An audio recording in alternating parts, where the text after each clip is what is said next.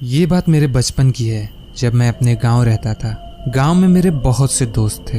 हम सभी बच्चे साथ में खूब मस्ती और शरारत करते। और चूंकि ये एक गांव था तो ज्यादातर लोग घर के या खेतों के काम में बिजी रहते थे, जिस वजह से हमें रोकने वाला कोई न रहता। हमारे गांव में एक बहुत पुराना तालाब था जहां लोग जाने से डरते थे। लोगों का कहना था कि वहां पर आत्माओं का वास है, पर हम इन बातों को नहीं मानते थे। एक बार अमावस की रात थी।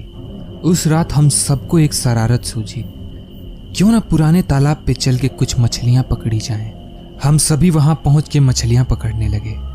वहां घनघोर सन्नाटा था, बिल्कुल शांत। आसमान में काली घटाएं, ये सभी चीजें एक साथ मिलकर एक अजीब सा माहौल बना रही थी।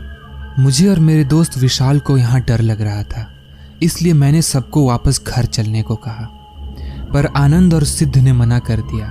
आनंद ने कहा, अभी तो हमने एक मछली भी नहीं पकड़ी, रुक ना यार। इस पर मैं कुछ न बोला और चुपचाप मछली पकड़ने लगा। अभी थोड़ी ही देर हुई थी कि अचानक हमें नदी के उस पार कोई सफेद सी चीज दिखी।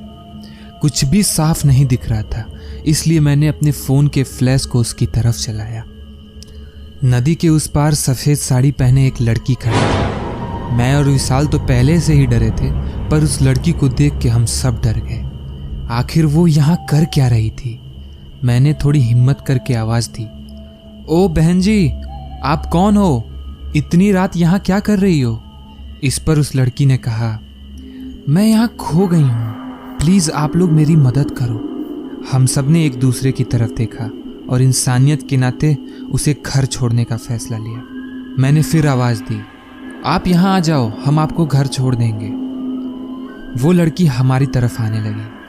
पहले तो हमने ध्यान नहीं दिया, पर जब हमने उस लड़की की तरफ देखा तो हमारे होश उड़ गए। वो लड़की पानी पर चलते हुए आ रही थी और उसका पूरा शरीर सफेद था। जैसे जैसे वो करीब आ रही थी, सब कुछ एकदम सा ठंडा होता जा रहा था, बेजान ठंडा। बिना कुछ सोचे समझे हम वहां से भाग खड़े हुए। वो रात हमने आज तक नहीं भूली। आखिर वो कौन थी? कोई सरफिरी लड़की या कोई आत्मा? किसी को नहीं पता, पर एक बात जो हम सबको पता थी वो ये कि उस तालाब के पास हमें कभी नहीं जाना है।